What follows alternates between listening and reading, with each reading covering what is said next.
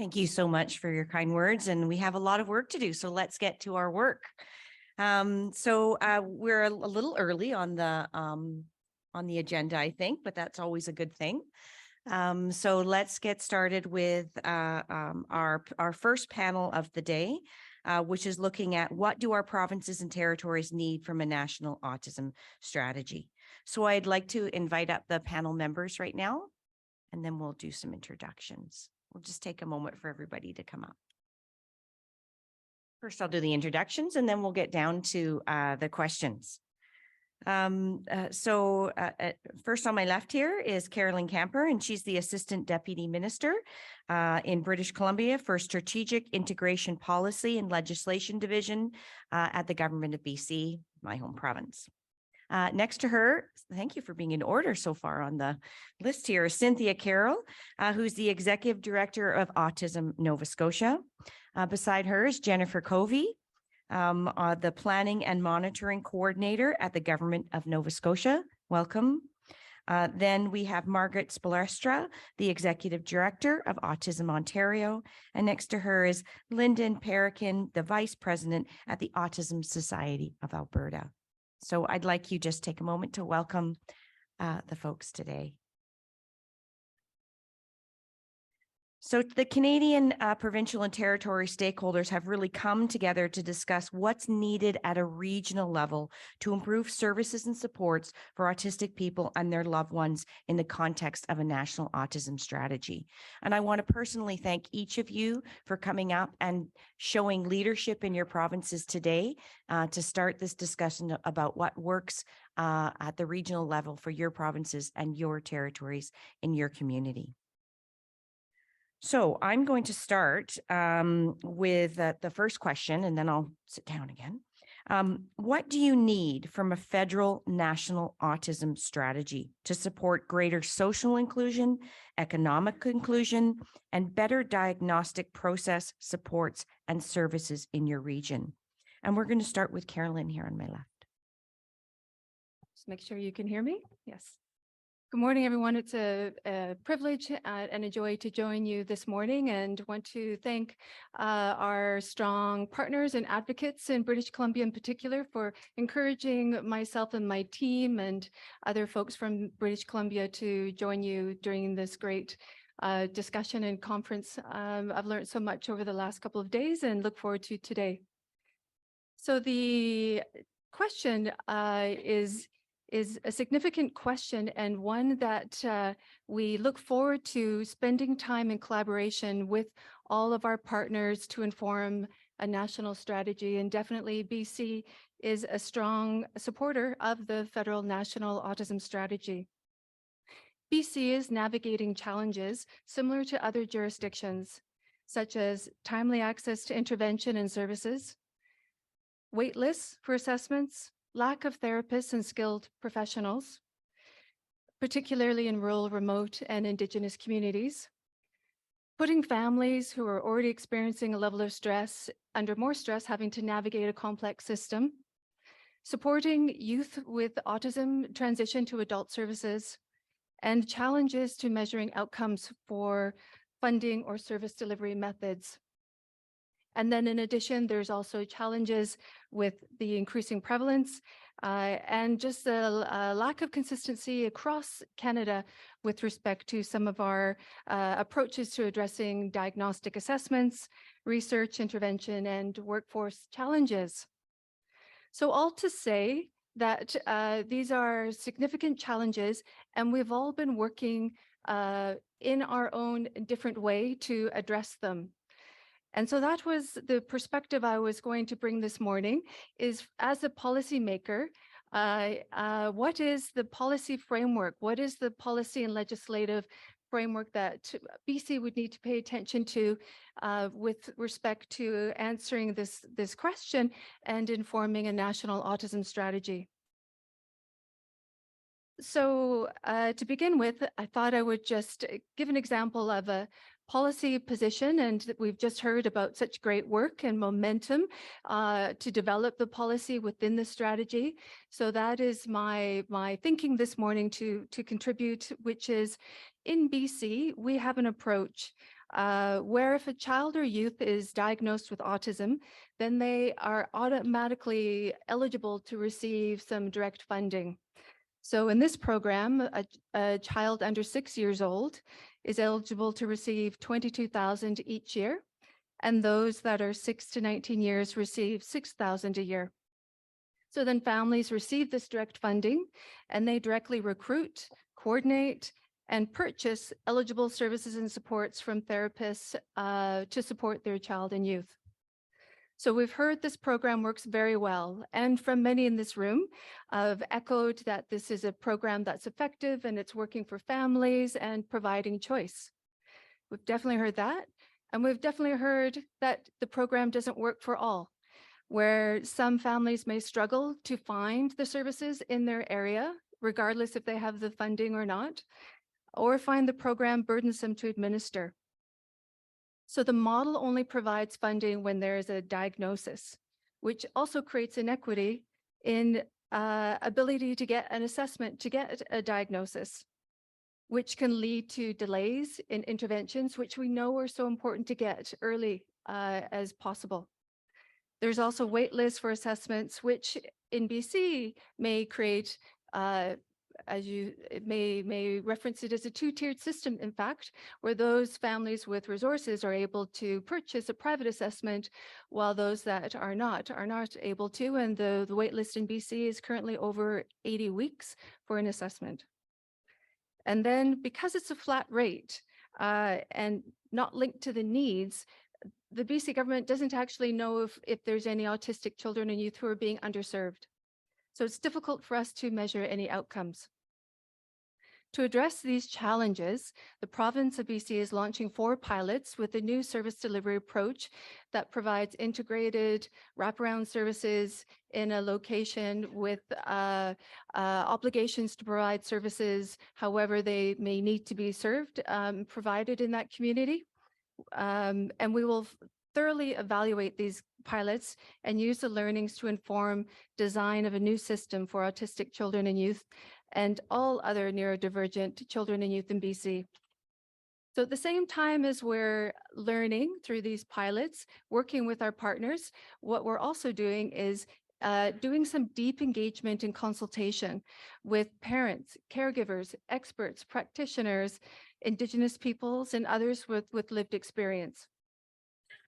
We need to work closely together to all build a system that better supports children and youth and families. And then as we heard yesterday and again today, we need to recognize the rights of children and families. So we've heard about the Convention of the Rights for Persons with Disabilities. Also this morning, the Declaration on the Rights of the Child. And in BC, we also need to pay attention, and across Canada, of course, to the United Nations Declaration on the Rights of Indigenous Peoples. BC has enshrined the UN Declaration on the Rights of Indigenous Peoples in the Declaration on the Rights of Indigenous Peoples Act. So I share this because it is a legal obligation for any policy or legislative effort in BC for us to consult early and often with the 203 nations across British Columbia and Métis people to make sure there's free and informed consent, early conversation, and in fact, co-development of any policy and legislation. We were also guided, as across Canada, with the federal bill C-92, an act respecting First Nations, Inuit, Métis children, youth and families to keep Indigenous children and youth connected to their families, communities, and culture. So the federal legislation received royal assent a couple of years ago, and British Columbia has recently provided some amendments to its provincial child welfare legislation in order to align with the federal act. And I share all this because we are on a path, as all jurisdictions across Canada, to work with nations for nations to self-determine their approach to jurisdiction.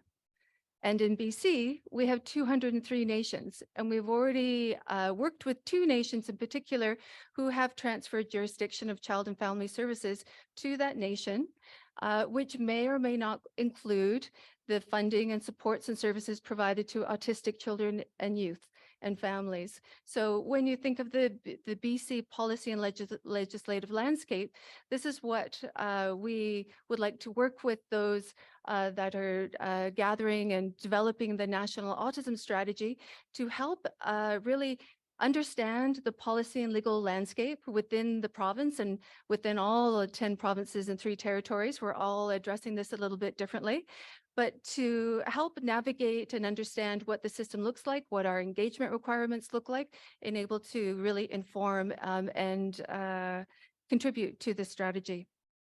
So to finish, some of the ideas I'm just highlighting in particular what came up through the ideas about what in particular do we as a province need to see to really support economic and social inclusion of autistic British Columbians in a national strategy. And some of these we've already heard, but as I've mentioned already, building on the strengths and opportunities that each province and territory has developed, and even what have they learned as you develop policy positions in the strategy? What are we currently doing? What do we plan to do? What is the analysis of our existing system and how we can contribute to those policy positions? Then establishing consistent evidence-based standards and data, we've heard a lot about this morning. Having access to consistent, innovative, and evidence-based research and information to inform decisions. Supporting jurisdictions to examine ways to assign services based on need, regardless of diagnosis. Ensuring families have the information they need, particularly for those families that move across Canada and move across the country between territories and provinces. We have many military families in Victoria in particular as a naval base. So that's something that I see every day, lots of families coming to Victoria. And then ensuring families are able to access the skilled professional workforce that they need to. And then last but not least, helping to develop a method to evaluate outcomes of existing and planned funding and service models.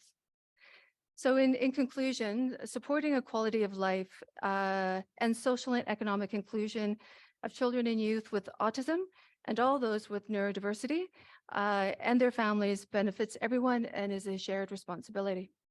Thank you. Thank you so much, Carolyn. And now we'll pass on the same question to Cynthia. So what do you need from a federal national autism strategy to support greater social inclusion, economic inclusion, and better diagnostic process supports and services in your region?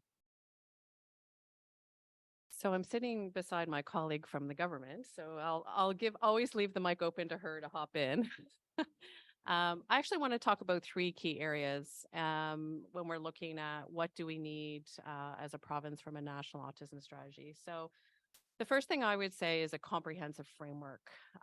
And looking at a comprehensive framework, we've heard a lot about that this morning as speakers have gotten up, looking at needs across the life course. So this is incredibly significant. Okay, so the history of autism, of course, is, historically, many years ago, it was viewed only as a childhood disorder. And we know that that is not true. So really looking at that comprehensive framework is going to be really important. And Bill S203 talks about bringing provinces together. So that goes back to the comprehensive framework, but having a mechanism in a strategy that does this in a formal way. It can't just be consultation.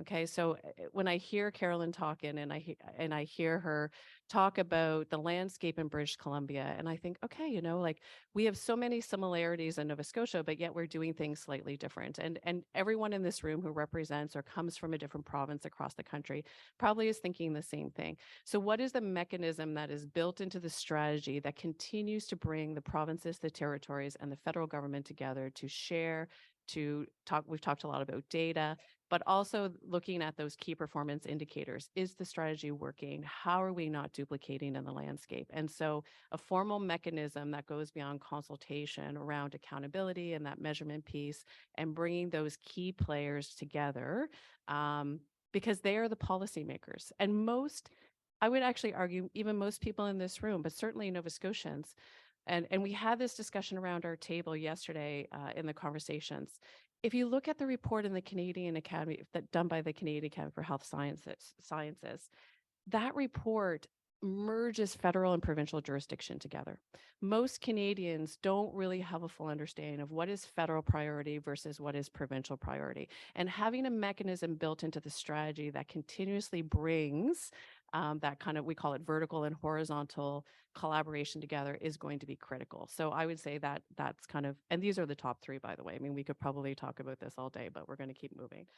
The next thing is a national approach. So I want to specifically focus on surveillance here.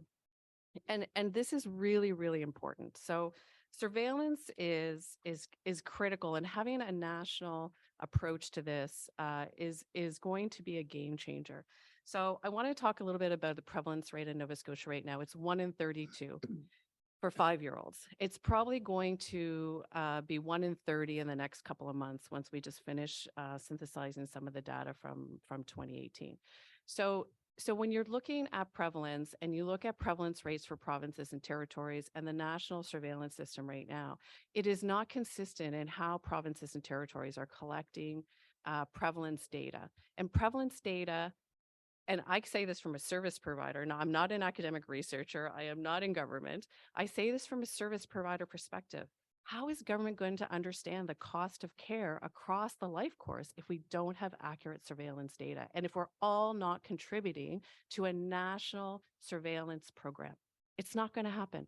We're going to continue to have wait lists. We're going to continue to have budgets that are going to underfund autism policies and services, both at the provincial and federal level. I cannot stress this enough. I also feel we need, obviously research, a national approach to research, and we need to stop duplicating in the research realm.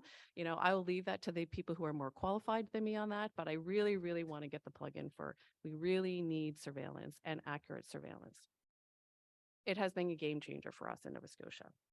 The last thing that I want to talk about, so this would be my third thing that I want to talk about, is funding.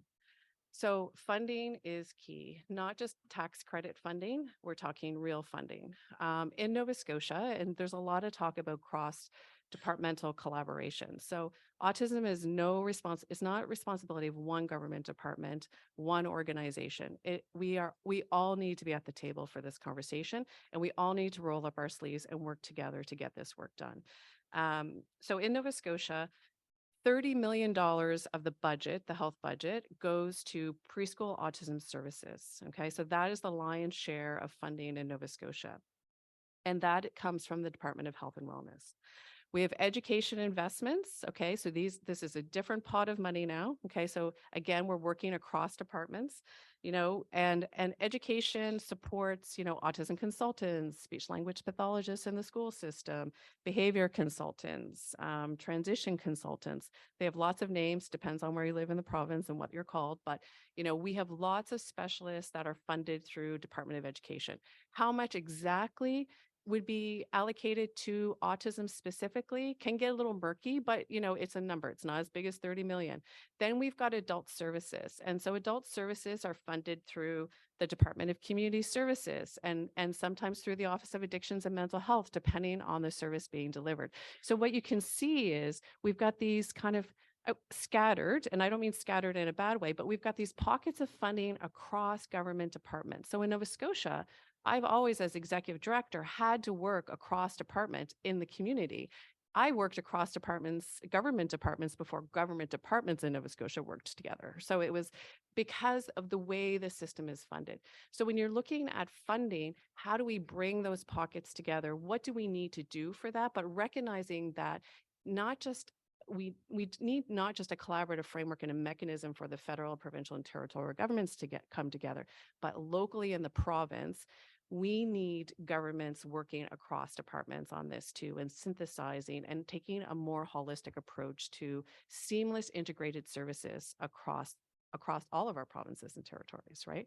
And when you have that in combination with a strong national autism strategy, working in collaboration and partnership, both horizontally, right, and vertically, then that's when we're really going to start to see that systemic change and difference, I feel, for autistic individuals and their families in our country.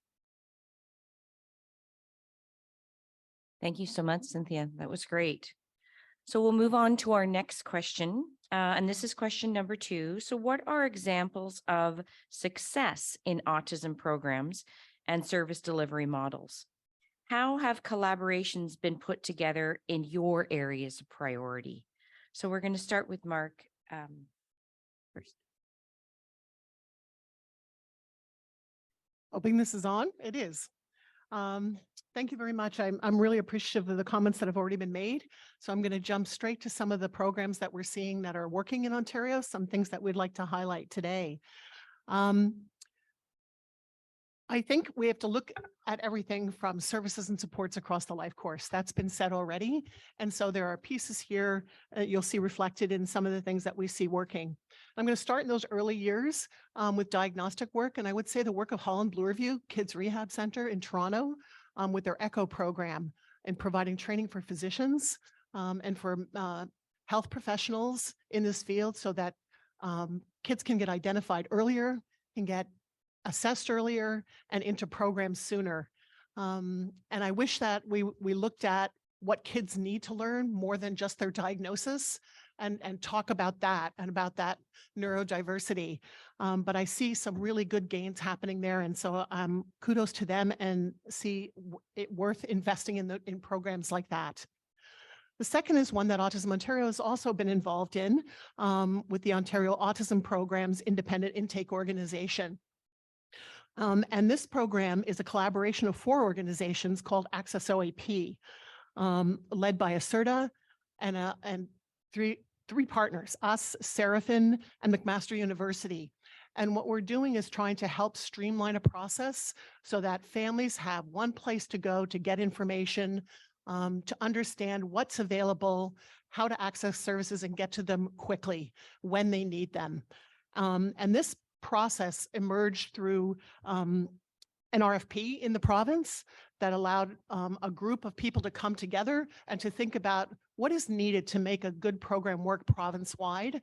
And we see that you need people who know how to work systems, how to make things online work in an easy fashion, to know about what it means to be a caregiver, to be an autistic person and trying to access supports and services and coming together with that expertise to move things through in a way that hopefully ends waiting lists.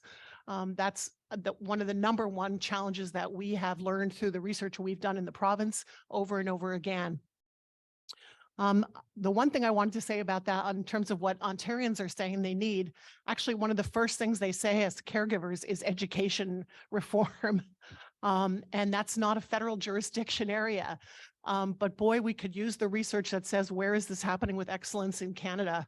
And so I think, and for that to be incentivized to happen so that no matter where you live in Canada, it shouldn't matter where you live in Canada to gain access to these supports and services, but education has been a significant challenge in our province. So one of the things I want to mention about the Access OAP program is also partnering with Indigenous Friendship Centers so that the staff in the regions and the staff all across the province are in the community and know what's happening locally. What does it look like where you live and what families are waiting for and what they're not having access to so that we can gather that information in a better way. The next program I want to speak to is about the CARES program, which is a program of support for caregivers, and that's support online. And that's something we learned from the South Asian Autism Awareness Center and became partners with them and York University to study that and look at ways to help families. That has been a very successful program, and we are so grateful to learn from SAC about that program and to try to implement that further across the province. A new initiative this past year has been through Children's Mental Health Ontario, another partnership with Dr. Jonathan Weiss in training professionals to provide mental health supports for people who are working with autistic populations and their families. And that program has just gone gangbusters. Our goal was to train 5,000 people, and in a year's time, that's happened. And so that program needs to continue to expand, and it really speaks to the need and the interest that people have in getting this type of training and to do well at it. So that also means developing communities of practice. So it's not just webinars that you attend and then the information goes poof into the air, but that you actually connect with fellow professionals and people who have lived experience to say, this is what matters, this is what works, this is how we can continue to build our capacity for mental health supports across Ontario, and what I would hope would be a model in some ways for Canada as well. I also want to speak about research briefly, and many of you know about the Province of Ontario's Neurodevelopmental Disorders Network, POND, and I want to take my hat off to the people who've been involved in that program for many years. What they do is they look at cross disabilities, neurodevelopmental disorders, and I think that is critical that we look at that as a model across Canada, and where is the intersection and where are the places where we can see where the most difference matters and at what time across these things, and that we work together on that. And any programs that work collaboratively across neurodevelopmental differences makes a big difference. We've also been working with AID. So I want to thank AID and the Public Health Agency of Canada for the support in that program. And so we see that continuing and for us as the Ontario Hub, as a good place to continue to work and collaborate.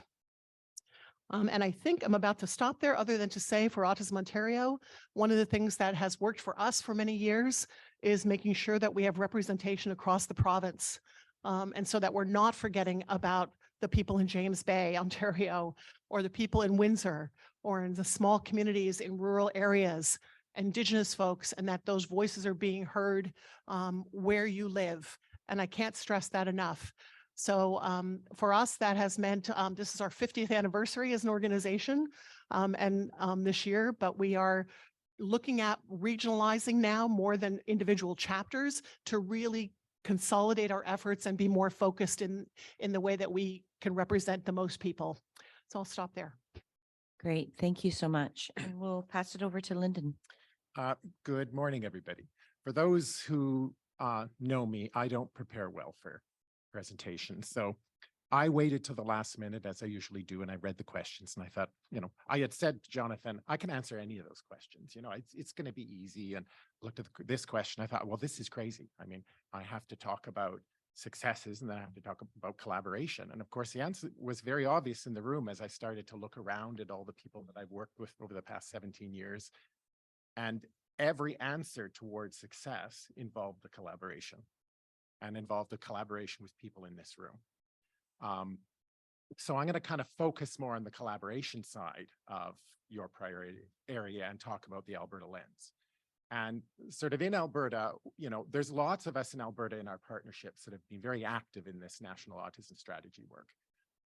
Myself and some of, I come here from the peer-to-peer experience of being an allied parent of four adults, two who identify on the spectrum.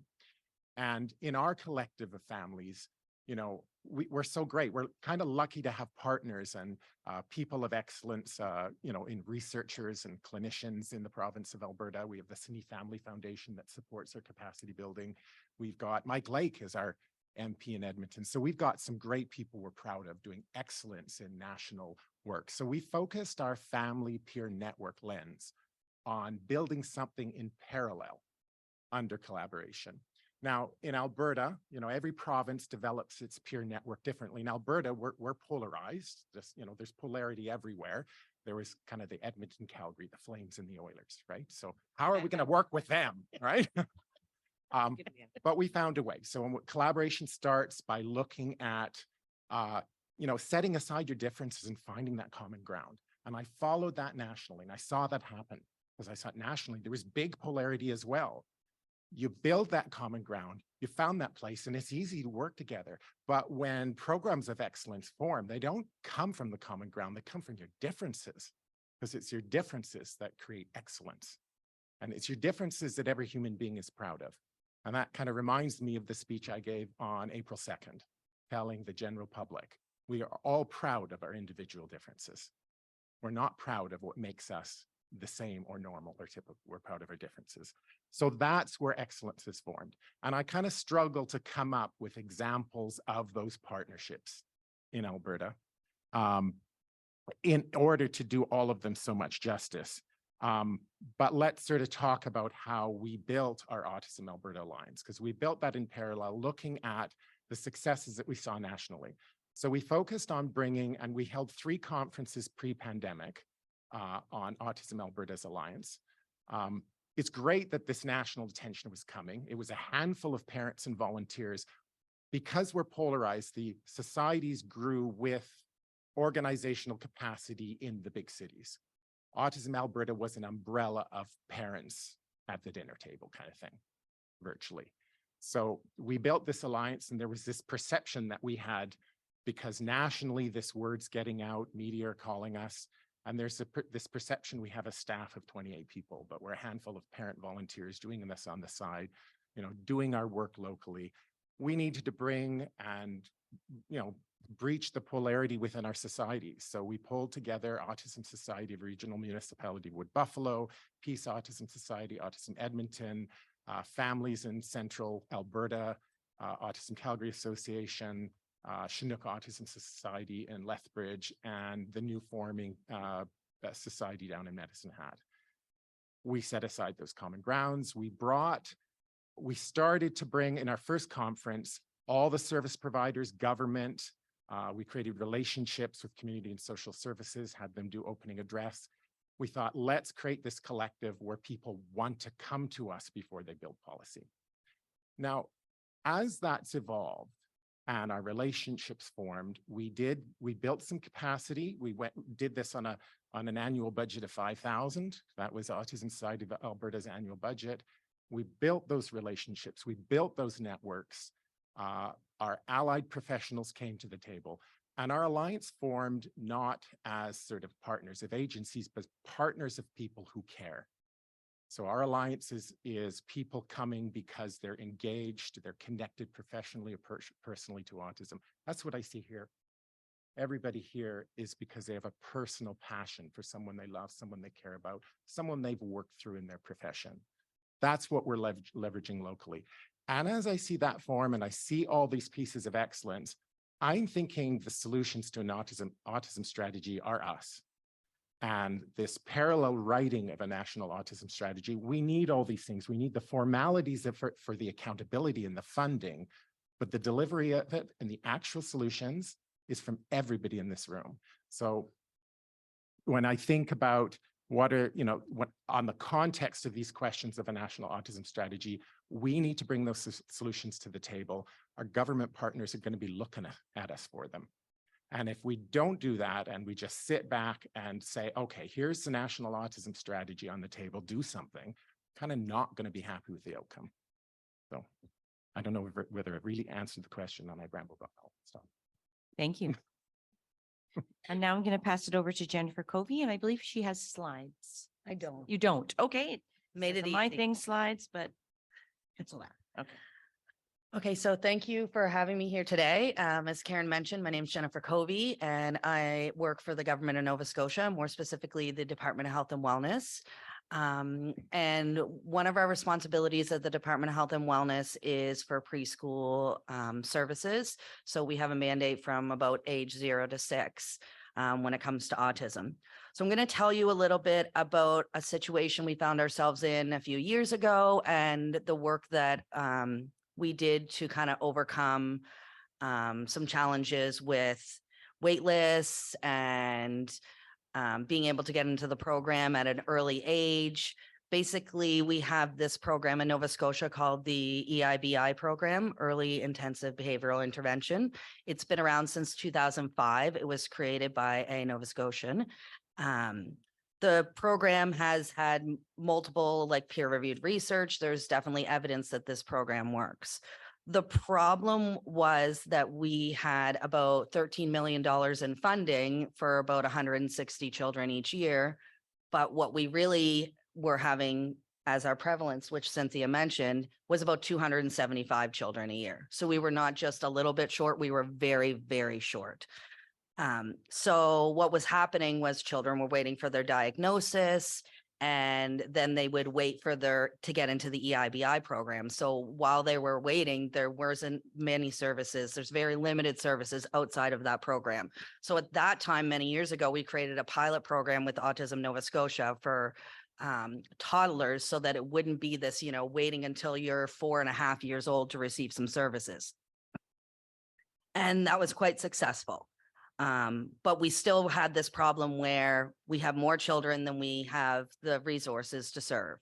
So we went to government, asked us to go to the table and what would it cost to serve every child in a timely manner. So the EIBI program really should be about 3 years old, and children are about 4, almost 5 years old when they're getting the program, and it's actually delaying their entry into the school system. So what we did was we did look at what it would cost to have this program for every child and kind of back the bus up so they were getting it through at 3 years old. And it was quite a substantial cost. And this was around February 2020 when we brought that to the government, and they were like, there's some stuff that seems to be coming. We're not really sure about what's March is going to look like. And March was not great for everyone that remembers.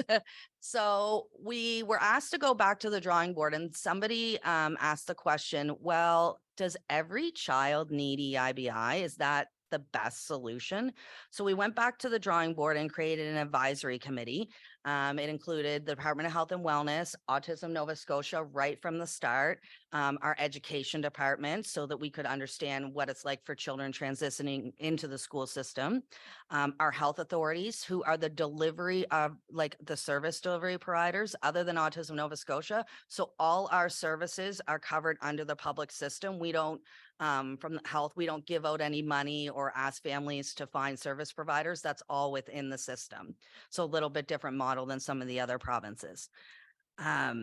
So we also had hearing and speech, which is our our group of SLPs that provide services, and a family member that had 2 children with autism, all at the table, collaborating together to kind of come up with, okay, does every child need EIBI, and what would a perfect world look like for us? So we went through the process similar to one that we heard yesterday from Malta, where we had champions that we created that would really push this work forward. We did jurisdictional analysis and learning from other provinces, and then consultating with subject matter experts. So like Dr. Melanie Penner, we actually brought in Dr. Karen Bopp, and our own at home, we have Isabel Smith, who is also quite an expert psychologist in autism and had worked a lot in the EIBI program. So we did significant consultations at that level, and then decided to go even broader. So we talked to clinicians, we talked to family members, parents, really trying to get that first voice piece. We engaged with teachers and early childhood educators, but also, again, Nova Scotia, Autism Nova Scotia being at the table and being able to have that first voice for, to be able to bring, because obviously we can't invite toddlers to the advisory group. So what we decided that we needed was a needs-based service across a continuum. So again, not having this, maybe you get your diagnosis at 2, then you get quick start, and then nothing until your EIBI, and then we'll throw you into the school system. So what we looked at having was what we're in the process of creating is a centralized intake service. So that would be through our health authorities. There would be no wrong door to come in through, but there would be a centralized place where the whole province, instead of all these separate teams working, it's all centralized through. We would have a navigation person and care coordination. So I was talking to someone about this last night, where it's instead of it constantly changing providers, you kind of have someone that's consistent across your journey. We also invested in increased diagnostic assessments. So looking at any possible way that we could increase the number of diagnostic assessments, because we have a wait list of about 1,000 children right now. So that included, Mark mentioned the ECHO model. We are implementing the ECHO model. So again, those jurisdictional scans and learning about what is working for other provinces really helped us to be able to come up with really good ideas about ways to decrease that wait list. We I mentioned the Quick Start program at Autism Nova Scotia. It originally started as a pilot program in just our central Halifax area. We expanded that program. That's already happened. And now anyone in the province of Nova Scotia is eligible, whereas before you had to be in this certain geographic region. So that was another big investment and another big partnership with Autism Nova Scotia. We are establishing various intervention teams. So I know we talked a lot to Newfoundland about some of the interventions that they're using and looking at how we can, instead of everybody getting the same thing, really looking at what types of interventions would be most appropriate for that family. So the example I like to use is there's been children that have presented at this EIBI program and they're malnourished and there are issues with eating. And so really having to target some of those specific behaviors rather than, everybody getting the same thing. We are also launching a foundational education resources. So that's not just for families, but also for providers and healthcare providers and teachers to be able to access one place that they can kind of go for information, because quite honestly, other than what Autism Nova Scotia has as a government, we don't have very good resources when it comes to online. Like if you go to our website, you basically would find almost nothing.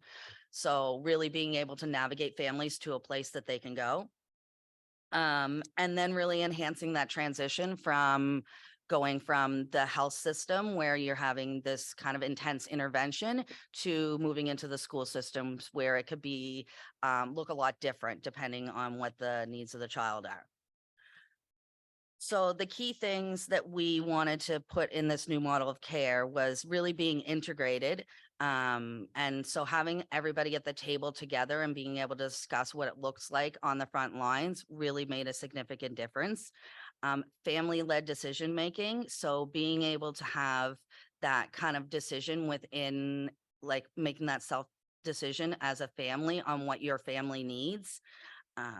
We really want that timely intervention. So having children wait until they're 5 years old to receive, significant services is obviously not ideal. And we were having cases where families were holding their children back from entering school with their peers.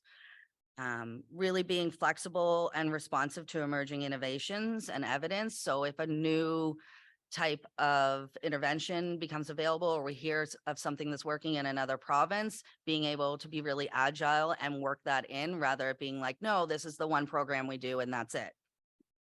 And then really having that stakeholder support when we brought this to the table and asked government. We did ask for a significant amount of money. We doubled the budget for preschool autism services, essentially from 13 million to about 25 to 30 million.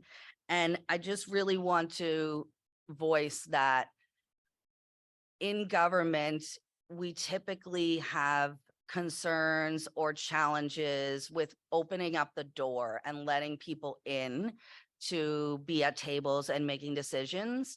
We're definitely moving towards a better place, but I think this project was a really good example. When we presented this to government and when we presented this to media, the immediate question was, what does Autism Nova Scotia think?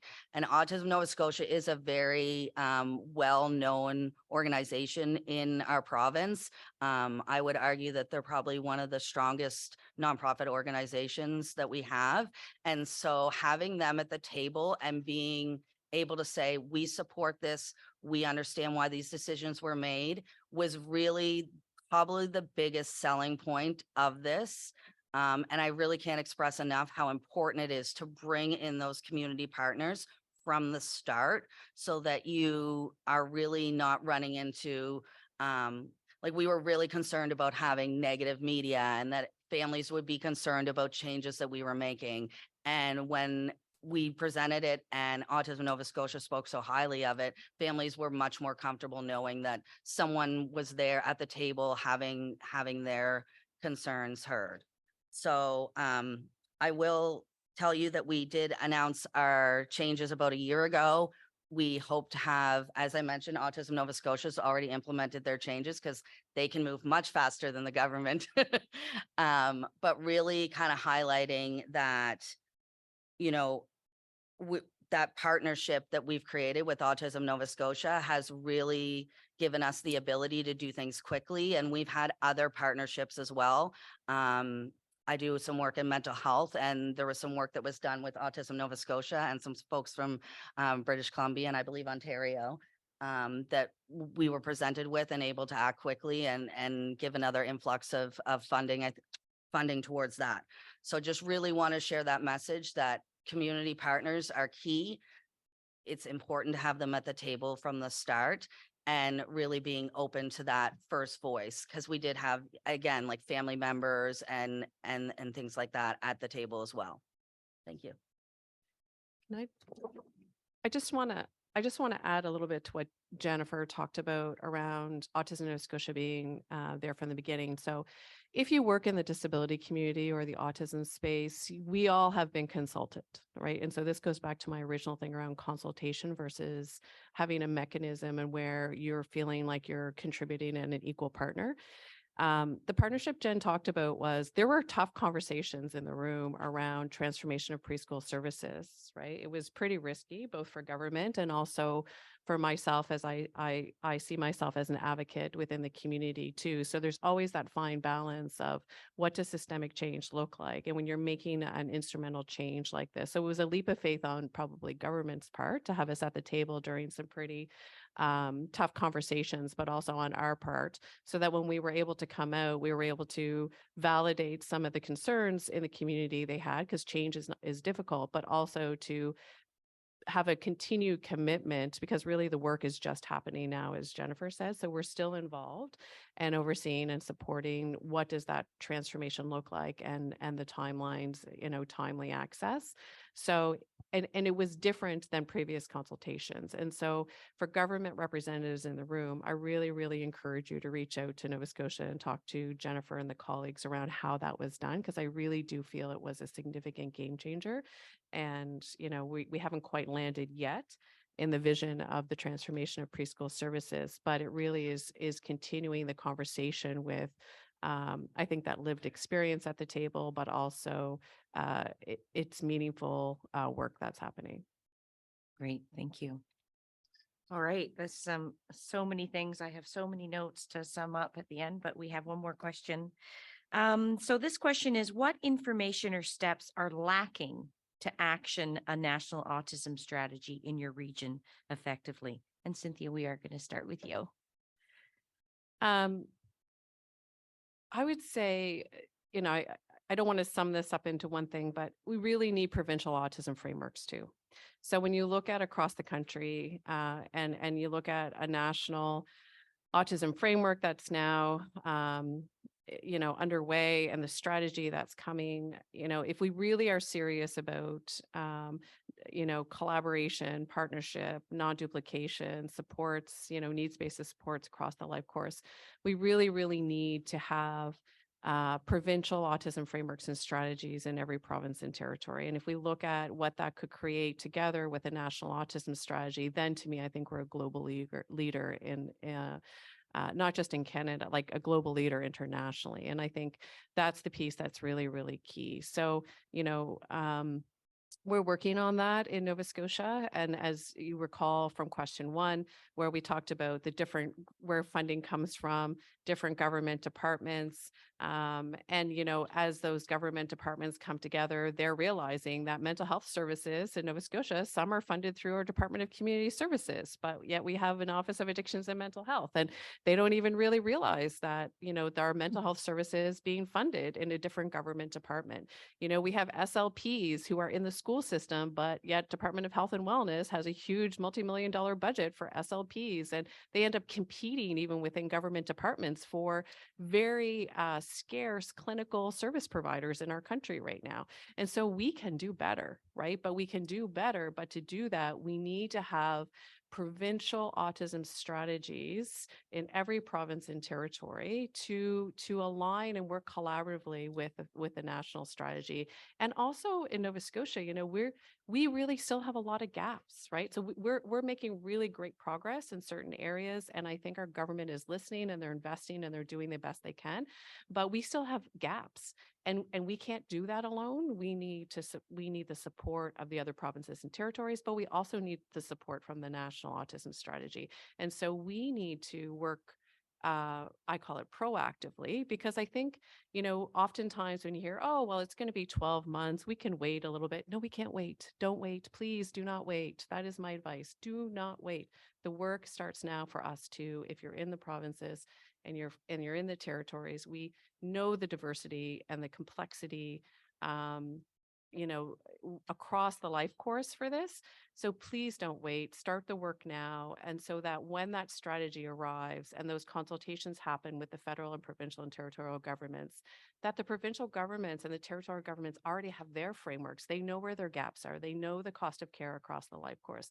They know what they need to be able to work collaboratively with the federal government to enhance the quality of life for autistic individuals and their families. And together, to me, that's the perfect integrated service delivery system that creates equitable access across the country, regardless of where you live. Thank you. We're just going to go off script, and Carolyn has a comment about that. My comment is mostly to echo your comment, and thinking of a BC context, which I'd just like to share. And I also, like Cynthia, you mentioned earlier that the approach seems scattered. In BC, we often use the term, it's a patchwork system of programs and funding. And we've heard from many, particularly a representative for children and youth, which is an independent oversight body in British Columbia. We've also heard from Select Standing Committee on Children and Youth and other calls to action from stakeholders and sector partners about tweaking the system is not going to fix this patchwork issue. It actually needs an overhaul.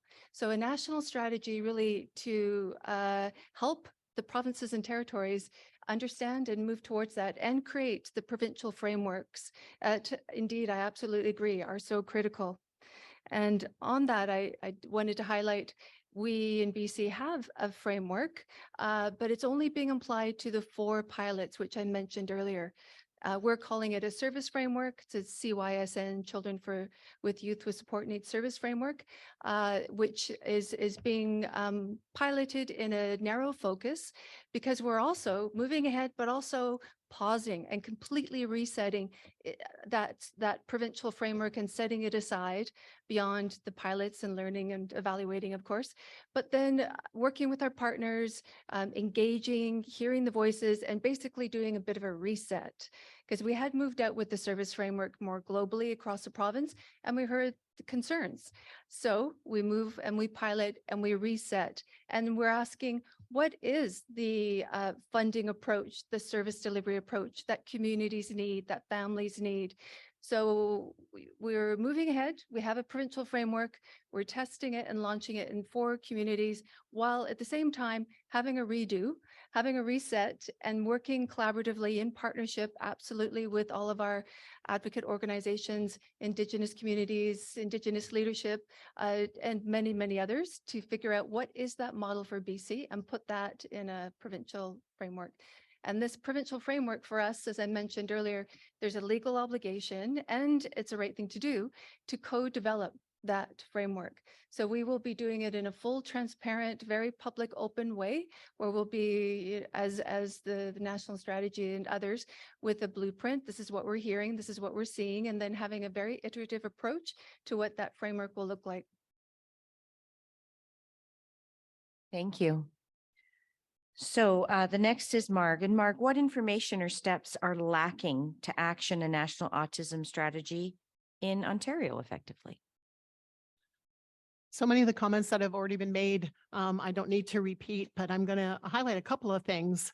I think when I look at the 5 areas that the National Autism Strategy has focused on, they're right on. And I want to speak a little bit about the research piece first. And I think one of the things that parents always ask at every conference about research is, how does this information matter to me and my family? And how do we take that information and how can we get more information that speaks to our lived experience, our day-to-day experience, our access to services, and the quality of what that looks like. And so I really want to encourage at a national level to be thinking about providing any research funding be tied to answering those questions in an elevated manner. And to be able to speak nationally and have a repository of information that anyone in this country can go to and say, this is what we know about what's happening that's working, and here's the evidence that shows it is. This is the impact it's having. These are the differences that are being made. These many more people are getting better housing. This many people are able to get off waiting lists. These many people are getting jobs. These employers are making a difference on how they think about neurodiversity in their employment settings. And that we have the research to both demonstrate that and to elevate what's working well. So if we could do that nationally, and to really just to say, have you seen what's going on in Nova Scotia, or have you seen what's going on in BC, or Ontario, or all of our provinces, Alberta and beyond of who's not sitting here at the table? I think that would be an enormous help. So that's what I wanted to say about that on a national strategy. What would be good also in Ontario, but everywhere. I think we also need to speak about adults more. There is almost nothing for adults. And I just want to say that with absolute clarity. We're making gains in children's services. There are challenges and problems, but we have to stop thinking about this as a childhood issue, as a something that only happens at certain points, and carving it up into places. And we talk about silos. I almost hate to say the word silos because it's so overused and it doesn't solve the problem. But this is a lifespan. How do we support people? How do we make people feel respected in Canada, who they are? And how can we provide what is needed for that individual at every stage of their life? And then I want to talk about money. That's what we need. So, and I know that's not the only thing, and that we talk about, yes, but we need to do things better. And yes, I agree. We always can do things better. But when CIRB was able to almost without any hesitation come up with $2,000 a day as a reasonable amount of money for Canadians to get by during a difficult time, you know, the people with disabilities in this country were rightfully appalled, but delighted that they could come up with such a quick answer when we're trying to cobble together dimes and nickels to improve financial situations. So I think we need to talk about how can the federal government support that for people, and where are there inequities in provinces? If they can't bring those provinces alongside, how do we think about, no matter where you live in Canada, that you have access to these kinds of supports that allow you to live with dignity in your community? And that's going to matter for housing. And so I hope that federally what we can do, because housing is so complex. We know it's federal, provincial, municipal, and it's not an easy thing, but that can't be the reason we don't move on it. Housing is such a critical issue for families who are worried still about what will happen when they're gone. Where will my son, my daughter live in a place that has not only the bricks and mortar that we talk about, but the supports to allow them to live there? So those are the things I would think about. And then finally, I would say if they can elevate issues from a human rights perspective. And I think as Canada should be world leaders in how they support people with neurodiversity and autism. And we need to make sure that those human rights are elevated and that they are tied to every single thing that happens provincially and anywhere in Canada.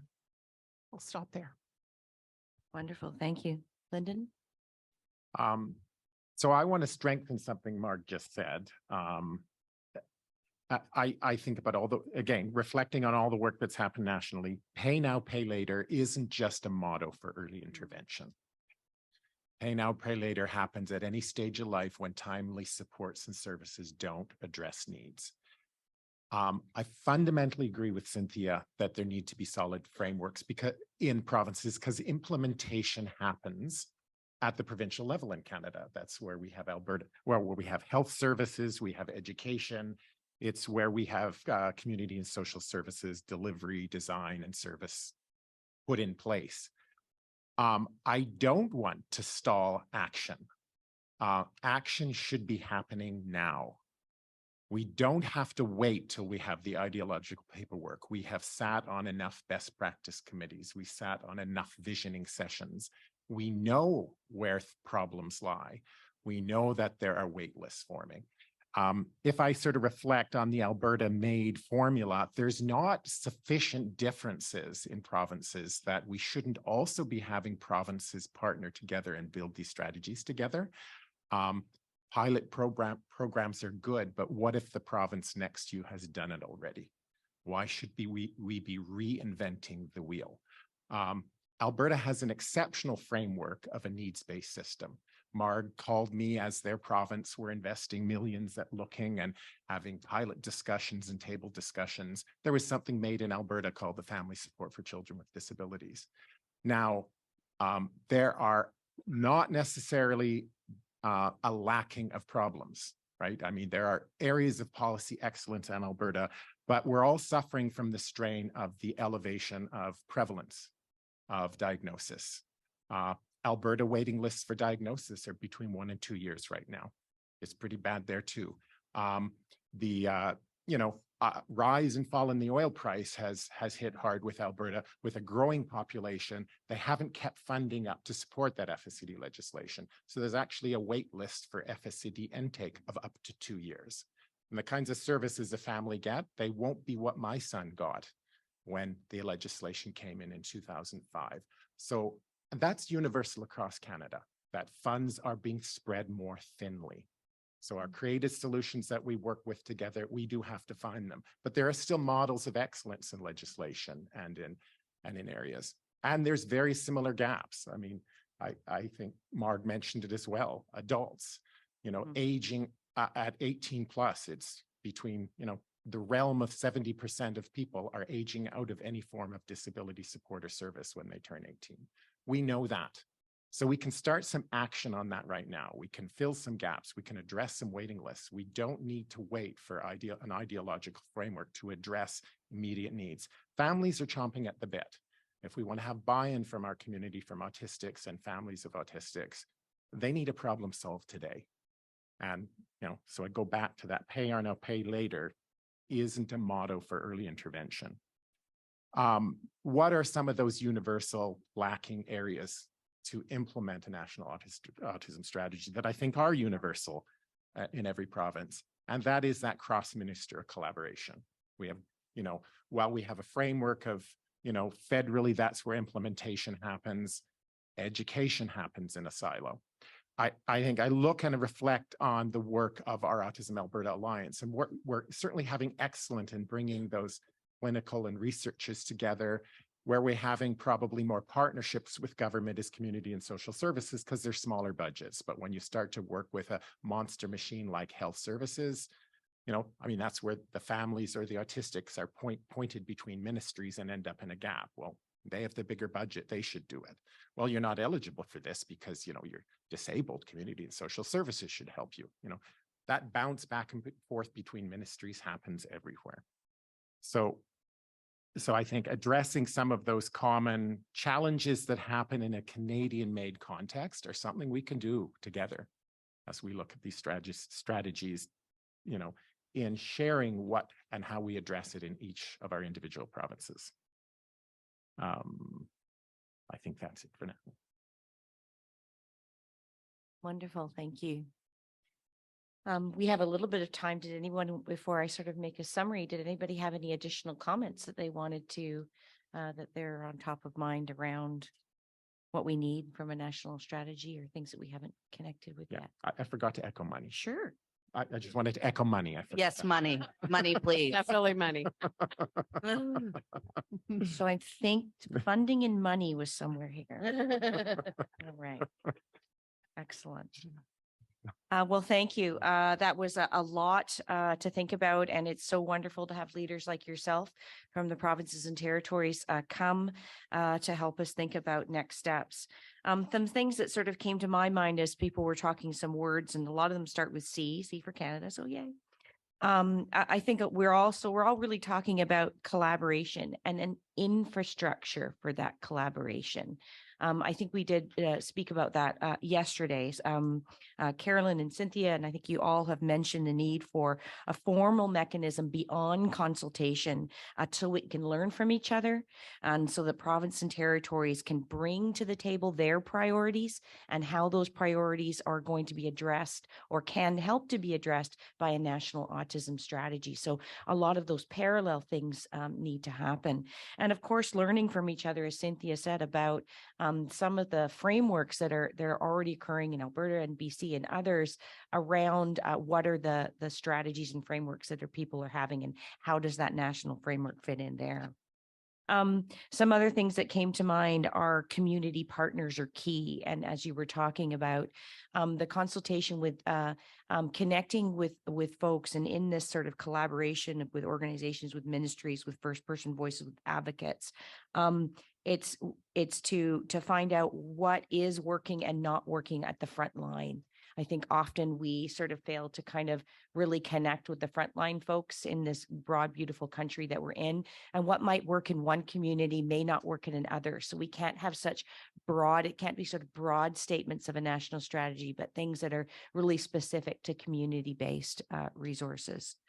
And I think when we talk about an infrastructure for collaboration, also what I'm hearing is it's not just about consulting and advising, but it's about being able to actually action and inform the design of and the decisions that are made.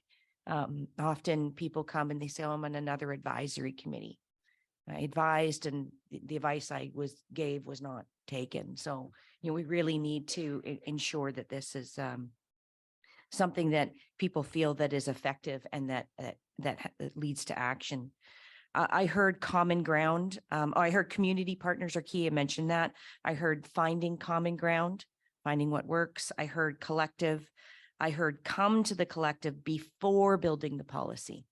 So, but come with some structure. I think we have some great structure already from the Canadian Academy of Health Sciences report and all of these other things that we've been doing. So come to that and have people feedback. And I heard that we are the solution to ANAS. That we as the provinces and territories are part of that solution to ANAS. I think we also heard that, we may not need to sort of just tweak a system, but we are looking at a point where we can sort of overhaul a system. So some of the other things that I heard in terms of the what do we need from a national autism strategy are, research came up a lot, and understanding the data. You talked in Nova Scotia about your 1 in 32 for 5-year-olds. In British Columbia, we're 1 in every 29 for children between ages of 6 and 18. And that's an actual number. It's not an estimate, because we have a one door in, so we actually know the number of children within that age range. And so I think there are some differences across the country around surveillance, and that doesn't help when we're making policies. So we need to have some consistency in our data approach. I also heard for the need for a national approach to research, and how does that research actually help me as a family, as an autistic individual. And let's make sure that research spans across the lifespan. We're not just focusing on sort of one area or another. Are we looking at the priorities that we have in economic inclusion, social inclusion, early intervention, all of those things, and where are we looking at that research? I also saw that, funding came up, money, and how to bring, departments together. I think sometimes we have to look at our national strategy on how that's going to fund one ministry to another, but how are those ministries going to use that funding collaboratively cross ministry, so that we're not saying, like Lyndon was saying, you're coming to health, but actually you need to go over to the disabled area, right? So we need to make sure. I also I have so many notes. So those are some of the what that we heard. What do we need? Another, some of the what's were training professionals. We heard of the great example from Dr. Jonathan Weiss about training mental health professionals. We have a lot of folks who are out there working with 1 in 21, 1 in 32. Everyone is working with autistic individuals. So what can anybody do to not just increase awareness, but acceptance and understand what they can do to adjust what they do to help others become successful in whatever it may be. And a plug for BC, we also, just with the funding of Ministry of Children and Family, developed this type of online programs that are available for dentists, primary care providers, workplace, and childcare providers. You can find out more information out there. And then we did hear about needing the continuation of sort of a database, the aid to continue with sort of moving on with that. And really sort of the need for the autism frameworks. So then we discussed sort of the how, and we heard some great ideas about ECHO and how we could perhaps improve and use that sort of system to help train and provide communities of practice for individuals. We also heard about, connecting with local organizations, making education reform, having some national research around education so that we can maybe have some guidelines that provinces and territories can work on. And then we heard about what we need more of. I think money came up a couple times. I'm not sure if you can put that to me. But the money has to be connected with those frameworks. The money has to be sort of made sure the funding is to be used most effectively. We have to think about, funding for more service providers is great, but we don't have those bodies right now. So we need to sort of take a step back and find out where that funding needs to occur. Does that funding need to occur in our universities and our colleges to help to start train some of these folks so that we can build up that service capacity across our country? And then we talked a lot about, you did speak about what's more needed is adult services. We all spend the majority of our life as adults. And so really the majority of autistic Canadians are in adulthood and aging. And so really to address those things. So, and then of course, elevating to the human right, elevating the human rights perspective. And problem solving, what I kind of ended up with, let's problem solve today, like now. And I think, as I mentioned in my opening remarks, every minute that we spend not making progress is a minute lost for autistic Canadians in Canada. So, I thank you so much for all of those great thoughts. I know that many of you have notes, and I'm hoping that as we move forward, in Canada, our provinces and territories have that voice, because as you said, it's the provinces and territories that are implementing these services or implementing these strategies at the ground level. So really being at the table is important. So thank you for having us. I want to thank the panel. And yeah, are there any other comments? I just want to say you did a great job, but I want to get a last plug in Good. because of what Carolyn said around patchworking Yes. and focusing on adults. And we heard all of these different research. And again, if we do not have provincial autism frameworks and strategies, we are going to continue to develop programs, even great programs in silos. So I really feel that that's a strong point that has to be, and we need everybody at the table to do that. And that's a lot of work that still needs to be done, but it's work that can be done. Absolutely. No, yeah. Okay.